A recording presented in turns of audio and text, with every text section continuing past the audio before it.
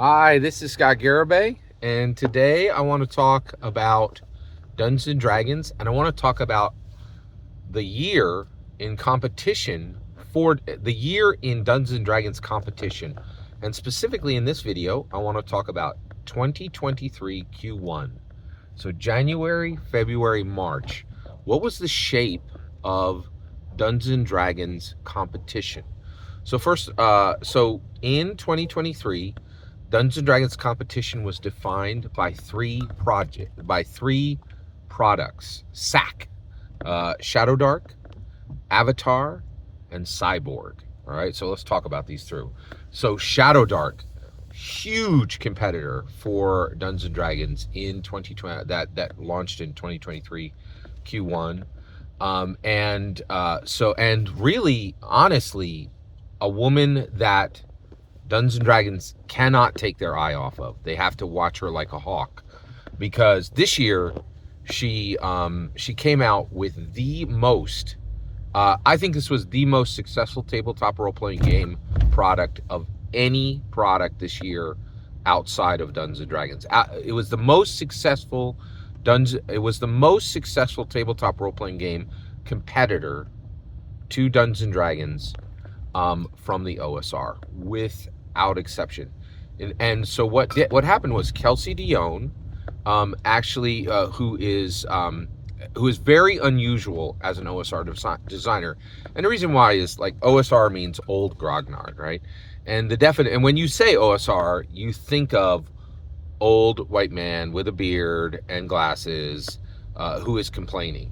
And Kelsey Dion is literally the inversion of that. She is young, she is female, she does not have a beard, she does not wear glasses, and she is just the opposite of she is literally not a grognard, right? Like, she is not an old complainer, and yet she created, like, a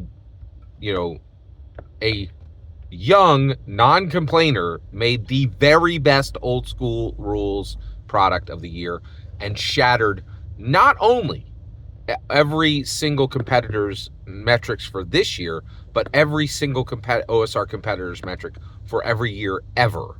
So Kelsey Dion in 1 year became the king of the OSR, which was truly astounding, right?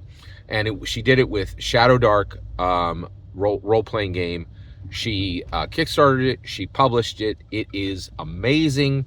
People played it this year, and it put Kelsey Dion on the map as someone who has the possibility of being a true competing designer for Dungeons and Dragons if she chose to be. She had this huge success. She could have immediately parlayed it and announced her next product, and she also could have put on the crown of King of OSR, and she did neither of those. She didn't really announce anything that was significant or exciting after Shadowdark, and she very much stepped back, right? She shattered every record with a $1.3 million Kickstarter, which has never been done with any OSR product in the history of OSR ever, right? And embarrassed every old complainer, saying, you guys can't design or produce, right? And she was right. Like, she is the best designer, the best publisher, the best doer in the OSR, right? So so literally all the old complainers in the world are bow down. You have a new king, and her name is Kelsey Dion. Truly, absolutely astounding accomplishment in D&D competition this year, in Dungeons and Dragons competition this year. I have discussed Kelsey Dion extensively, and I actually have a playlist for that is all Kelsey Dion specific. So check that out if you get time. Next is Avatar: Last Airbender, licensed tabletop role-playing game from Magpie Games. So this came out, and this is important because it is a Dungeons and Dragons competitor. And the reason why, why is it a Dungeons and Dragons competitor? Because this year, like every year, Dungeons and Dragons decided not to get into the business of canon hardbacks for any tabletop role-playing game other than D&D. And I can tell you right now, there really are, I really think there is just probably literally 300 to 500 intellectual properties that would really love Hasbro to come out and publish a canon hardback, right? And say, hey, we are, we want, and I know for a fact, like, there are licensed products for Dungeons and Dragons, but they are incredibly rare. And we had none of them this year, right? Like, there were no canon hardbacks, right? D&D canon content that is published with the red ampersand on the side is extremely limited. There's only 2 at this point, and that was for current edition Dungeons and Dragons, and that is D&D Now, right? One D&D is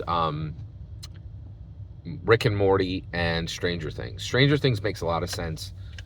Rick and Morty just makes me weep, and like, why don't we have why do we not have a Harry Potter red ampersand print product, but we have a red ampersand Rick and Morty product? What a waste of space in D&D's chronology, in my humble opinion. But Avatar Last Airbender came out and was saying, hey, if you Dungeons and Dragons are not going to do licensed bound canon hardbacks, then we will. And so Magpie Press picked it up, and really it's a PB, and it arrived, and I'm glad, and it arrived. I think it could have been a true threat to Dungeons and Dragons, but as far as competition, it was not a significant threat to Dungeons and Dragons for one reason and one reason only: PBTA. PBTA is a weak sauce, lame system that is utterly destroyed by Dungeons and Dragons, virtually in competition for rules, for layout, for writing. Nothing on the PBTA. Like, you got this huge, like, and this happens in tabletop role-playing games. You get these huge licenses. One of the biggest ones was when Margaret Weiss got Marvel and did nothing with it, and literally went out, like, I think the whole thing rolled up in like a year and a half, right? And now we have a new game. And so Avatar Last Airbender, it was a product that everybody wanted on a rule system that no one wanted at the macro level. So that, I think it was a good attempt, and it absolutely earned recognition as a major attempt to compete with Dungeons and Dragons from the OSR and the indie side, and that was from the indie side, not from the OSR side. But it was a failure for no other reason than it chose the wrong rule system. PBTA is like, we're niche, we don't want to matter, we don't want to do anything of significant, we're not a real, you're not going to do anything real on PBTA. And I think well, you know what, I'll keep this video focused here. All right, last one, Cyborg from Free League Publishing. So first of all, this is on the list because it was a very, very impressive canon hardback product, right? And really declared that Morkborg is still a thing, right? So Cyborg, so cyberpunk is a major theme and a major important intellectual property, mostly because of Cyberpunk 2077. So Cyberpunk was rolling for a while, and I think everybody forgot Cyberpunk. And Cyberpunk 2077 delivered an absolute garbage video game, right? And the video game community said, yes, that's fine. We always will accept garbage video games. You can sell us the garbage video game now, and we'll keep paying you to develop it for a year. And we're all used to getting garbage on day one, and then we will take a real video game a year later. And that's exactly what happened, in my humble opinion, right? But and then a good game came out 1 year later. But what really put Cyberpunk on the map was Cyberpunk 2077 Edge Runners on Netflix that everybody watched, that was absolutely amazing, and reminded everybody William Gibson throws down. R. Talasorian did it right. Mike Pondsmith is an epic beast when it comes to telling amazing cyberpunk story. He's an epic beast author, and he did amazing job on that product. And a lot of people watched that, and Cyberpunk was there.